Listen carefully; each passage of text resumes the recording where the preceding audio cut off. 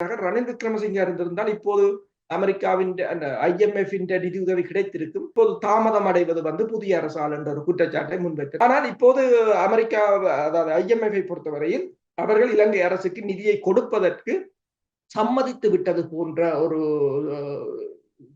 ஒரு நிலைமையைத்தான் நாங்கள் பார்க்க முடியும். இதே சமயத்தில் தான் உங்களுக்கு தெரியும் இலங்கை விண்ணப்பத்தை கொடுத்திருந்தது எங்கு என்று சொன்னால் பிரிக்ஸில் இணைவதற்கு அது நிராகரிக்கப்பட்டதாக கூறப்படுகிறது. ஆனால் டெவலப்மெண்ட் பேங்கில் இணைவதற்கு அவர்கள் சம்மதித்திருக்கிறார்கள். அப்ப இலங்கை ஏதோ ஒரு பூகோள அரசியல் சிக்கலுக்குள் இருக்கிறது என்கிறது தெரியும். அதாவது ரஷ்யாவை தலைமையாக கொண்ட பிரிக்ஸில் அது நிராகரிக்கப்பட்டிருக்கிறது.